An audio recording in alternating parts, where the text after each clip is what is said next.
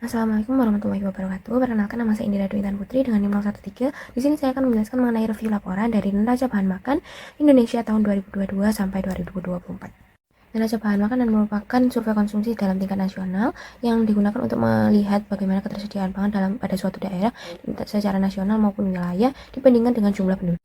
Selain itu dapat membantu identifikasi terjadinya peristiwa kelaparan hingga gizi buruk. Laporan NBM pada tahun 2022 hingga 2024 ini menampilkan data ketersediaan, pengadaan, penggunaan, dan juga penyediaan di suatu wilayah selama 1 tahun. Selain itu, data juga disusun sesuai dengan data nasional dari Kementan, Bulog, dan juga instansi lainnya. Selain itu, dapat mencakup ketersediaan per kapita per hari untuk energi, protein, dan juga lemak. Lalu berikut merupakan instrumen yang digunakan, yaitu PPH, yang bertujuan untuk menilai keragaman konsumsi pangan untuk perencanaan kebutuhan konsumsi pangan ke depan. Lalu pada PPH ini juga memiliki maksimum skor yaitu 100, serta terdapat 9 kelompok pangan yang digunakan untuk membandingkan dengan persentase AKG. 9 kelompok tersebut terdapat padi-padian sebanyak 50%, umbi-umbian sebesar 6%, pangan hewani sebesar 12%, minyak dan lemak sebesar 10%, buah dan biji berminyak sebanyak 3%, kacang-kacang sebesar 5%, lalu gula sebesar 5%, dan terakhir sayur dan buah sebesar 6%. Dan terakhir terdapat aneka bumbu ataupun minuman itu sebesar 3%.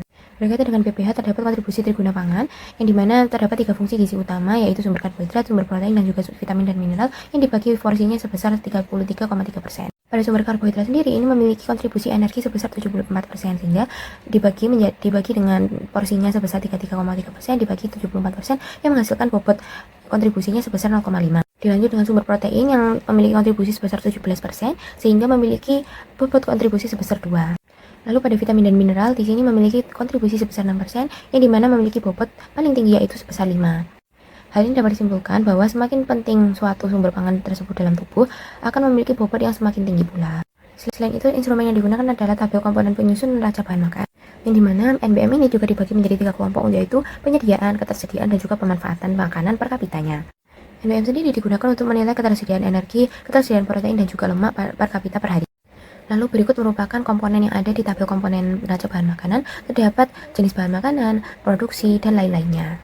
Lalu prosedur pelaksanaan yang digunakan untuk melakukan penilaian survei konsumsi dalam tingkat nasional, yaitu melakukan perolehan data yang dimana mengelompokkan jenis pangan sesuai dengan 11 kelompok pangan dan mencatat keseluruhan dengan tabel komponen NBM tadi. Lalu untuk pengolahan datanya ini digunakan perhitungan yang sesuai dengan standarnya. Perhitungan ini bertujuan untuk mengetahui penyediaan, lalu penggunaan bahan makan, serta bahan makanan yang tersedia untuk dikonsumsi. Selain itu, untuk menghitung bagaimana kapasitasnya per kapita. Lalu analisis data yang dilakukan adalah membandingkan ketersediaan energi, protein, dan lemak berdasarkan dengan WNPG 2012.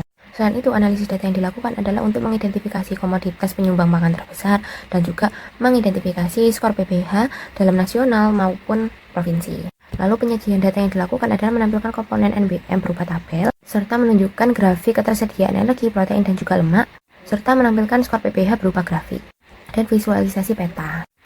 Berdasarkan hasil laporan NBM pada tahun 2022 hingga 2024, ketersediaan energi, protein, dan juga lemak pada 3 tahun terakhir ini sudah melebihi dari angka WNPG tahun 2012. Pada tabel tersebut terlihat bahwa ketersediaan energi ini pada tahun 2022 hingga 2024 memiliki kontribusi terbesar dari kelompok pangan padi-padian. Diikuti kelompok pangan minyak dan berlemak, gula, serta biji buah berminyak. Lalu ketersediaan protein di sini menampilkan bahwa terjadi penurunan ketersediaan protein pada tahun 2024 jika dibandingkan dengan tahun 2023. Namun terdapat beberapa kelompok pangan yang mengalami peningkatan pada tahun 2024, seperti kelompok buah biji berminyak, kelompok daging, kelompok telur, dan kelompok minyak dan lemak. Sedangkan kelompok pangan ketersediaan protein yang mengalami penurunan adalah kelompok pangan ikan. Lalu pada ketersediaan lemak di sini menunjukkan bahwa kelompok bahan pangan dengan penyumbang ketersediaan lemak per kapita per hari paling tinggi adalah minyak dan lemak, yang dimana ketersediaannya itu mencapai 47,62% hingga 54,48%. Namun seiring bertambahnya tahun, ketersediaan lemak ini semakin menurun. Lalu berikut merupakan hasil situasi ketersediaan AGE dan juga AKP. Grafik tersebut menunjukkan situasi AKE ketersediaan dan juga konsumsi, yang dimana AKE ketersediaan ini jika dibandingkan dengan WNPG tahun 2012 ini telah di atas dari standar. Namun sedangkan pada AKE konsumsi jika dibandingkan dengan WNPG tahun 2012 ini masih berada di bawah standar. Lalu pada grafik situasi AKP ketersediaan dan juga konsumsi ini telah berada di atas standar WNPG tahun 2012, yang dimana AKP ketersediaan ini terendah itu terjadi pada tahun 2024 sebesar 8,63%. Namun AKP konsumsi ini mengalami penurunan juga pada tahun 2024 sebesar 0,96% jika dibandingkan dengan 2023. Berikut merupakan skor PPH yang dimana menunjukkan bahwa terdapat beberapa kelompok bahan pangan yang telah mencapai ideal, namun pada kelompok pangan hewani ini belum mencapai angka ideal yang masing-masing hanya sebesar 24 per kapitanya. Pada grafik skor PPH sendiri, di sini menunjukkan bahwa pada tahun 2024, skor PPH ini mengalami penurunan sebesar 1,08% jika dibandingkan dengan 2023. Lalu pada tabel perbandingan skor PPH ketersediaan dengan skor PPH konsumsi, terlihat bahwa hasil skor PPH tingkat ketersediaan ini lebih besar dibandingkan skor PPH tingkat konsumsi. Pada skor PPH konsumsi, kelompok pangan yang perlu ditingkatkan adalah umbi-umbian, buah biji berminyak, kacang-kacangan, dan juga gula. Sehingga diperlukan kebijakan untuk meningkatkan konsumsi beberapa kelompok bahan pangan tersebut.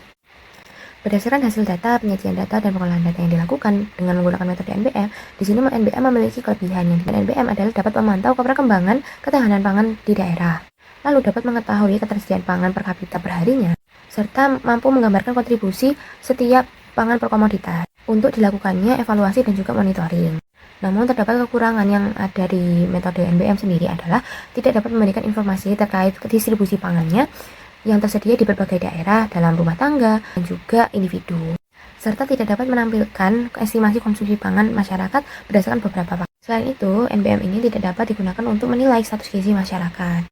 Metode NBM sendiri juga terdapat beberapa potensi bias, yaitu bias pencatatan stok pangan, bias model pencatatan yang dilakukan beberapa instansi, dan juga ketidakakuratan data perdagangan. Maka dari itu, solusi yang dapat dilakukan untuk mengurangi potensi bias tersebut adalah meningkatkan koordinasi dari beberapa instansi yang digunakan, lalu dapat dilakukan untuk menyempurnakan dan memperbarui data yang sulit dihitung, dan melakukan validasi data perdagangan melalui sumber data yang akurat. Untuk mengetahui validitas dan juga reliabilitas dari metode NBM adalah validasinya sendiri dapat berdasar pada FAO yang memiliki validitas yang tinggi, lalu juga dapat didukung dengan data BPS, BPN, dan juga lainnya. Dengan semakin melibatkan banyak instansi, data akan semakin valid. Lalu perlu adanya koordinasi dari berbagai instansi untuk menginterpretasi data dengan menggunakan standar WNPG tahun 2012. Untuk meningkatkan reliabilitas data dari NBM sendiri adalah menggunakan sumber data yang resmi yang digunakan secara berulang sehingga menghasilkan data yang konsisten. Lalu untuk perhitungan data juga dapat dilakukan menggunakan metode FBS FAO sehingga menghasilkan data perhitungan yang terstandar, serta menggunakan rata-rata untuk mengurangi adanya perbedaan yang signifikan. Nah, kesimpulannya adalah metode NBM ini dapat digunakan untuk menggambarkan kontribusi setiap pangan per komoditasnya, dan perlu adanya dukungan dari instansi lainnya untuk memvalidasi data. Serta di instansi lainnya itu memerlukan perhitungan yang terstandar untuk menghasilkan data yang reliabilitasnya tinggi. Lalu berikut daftar pustaka yang saya gunakan. Sekian, terima kasih. Wassalamualaikum warahmatullahi wabarakatuh. Wassalamualaikum warahmatullahi wabarakatuh.